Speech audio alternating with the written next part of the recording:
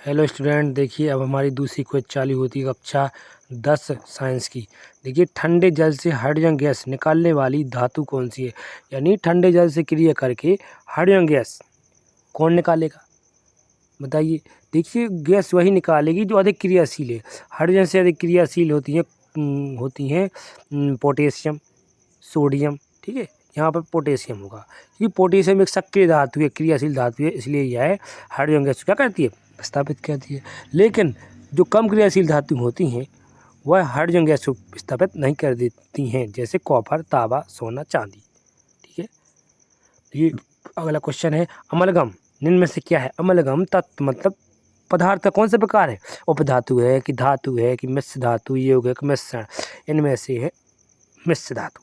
ठीक है, अमलगम एक मिश्र धातु है जिससे पारा एक मुख्य घटक, मतलब पारा की मिश्र धातु क्या है, अमलगम। ठीक है, प्रोपेनल में कौन सा क्रियात्मक समूह उपस्थित है। मतलब प्रोपेनल, नल में पीछे क्या रहा है, अल मतलब होता है एल्डिहाइड, और एल्डिहाइड का समूह होता है CHO। क्या होता है, CHO। देखिए, प्रोपेनल में CHO एल्डिहाइड समूह होता है जिसके नाम के अंत में अल जुड़ा होता है। अल का मतलब होता है अनुलग्न। यदि निर्वात में प्रकाश की चाल 3 × 10⁸ मीटर प्रति सेकंड है तो 1.5 अपवर्तनांक वाले कांच में प्रकाश की चाल क्या होगी। तो ये कांच में प्रकाश की चाल चाहिए। अब निर्वात में प्रकाश की चाल 3 × 10⁸ होती है और 1.5 क्या है उसका अपवर्तनांक। कांच में कितनी चलेगी, कांच में उसकी कितनी चलेगी, 2 × 10⁸। एक गणना मतलब कि इसमें सूत्र होता है चाल बराबर निर्वात में चाल बटे अपवर्तनांक। यहाँ पर मान रखेंगे तो हमारा आएगा आंसर कितने का आएगा, 2 × 10⁸ मीटर प्रति सेकंड आएगा। देखिए, आंसर बिल्कुल राइट है। निम्न में से कौन सा उभयधर्मी होती है। देखिए, पिछली क्विज में एक क्वेश्चन आया था यही वाला कि निम्न में से कौन सा उभयधर्मी ऑक्साइड। मैंने आपको बताया था कि उभयधर्मी ऑक्साइड ऐसे ऑक्साइड जो अम्ल और क्षार दोनों से क्रिया करते हैं उसे उभयधर्मी ऑक्साइड कहते हैं, जैसे एल्यूमिनियम ऑक्साइड, लेड ऑक्साइड। ठीक है, अधातुओं के ऑक्साइडों की प्रकृति सामान्यतः कैसी होती है। मतलब अधातुओं के ऑक्साइड क्या होते हैं, अधातुओं में कौन सा आवेश होता है, ऋण होता है। ठीक है, इसलिए कैसे होते हैं, अम्लीय प्रकृति करते हैं। क्यों, अधातु के ऑक्साइड SO2 CO2 जल के साथ मिलकर अम्ल बनाते हैं, इसलिए कैसी प्रकृति इनकी, अम्लीय है। यदि 3 ओम के 3 प्रतिरोध को समांतर क्रम में जोड़े तो उनका प्रतिरोध क्या होगा। मतलब 3 ओम का है, फिर 3 समांतर क्रम में जोड़ेंगे मतलब प्रतिरोध कितने ओम का है, 3 ओम का। देखिए, 3 ओम के प्रतिरोध को हम जोड़ रहे समांतर क्रम में, देखना।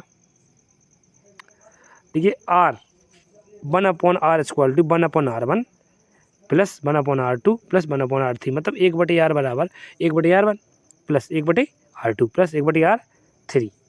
ठीक है, अब इससे निकाल लेंगे 1/R यानी क्या होता है, ये बता रहे आपको भी। हेलो,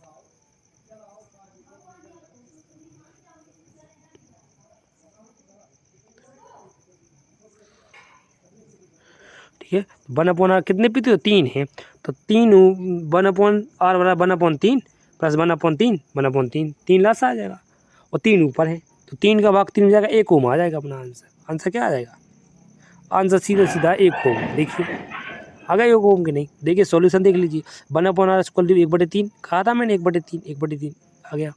मानव शरीर में परिशोषका किस तंत्र का भाग, परिशोषका मतलब हुआ अपेंडिक्स, अवशेषीय अंग है जो हमारी किसका भाग है, ये हमारे आहार नाल का भाग है। देखिए, अमीबा अपना भोजन निम्न में से किसके द्वारा पकड़ता है। मतलब अमीबा अपना भोजन कैसे प्राप्त करता है, कैसे चलता है अमीबा कूटपाद द्वारा भोजन को प्राप्त करता है। ठीक है, कूटपाद, अमीबा में अपने कूटपाद को भोजन के चारों ओर फैलाकर भोजन को घेर लेता है और पूरा खाद्य रिक्ति का बनाता है।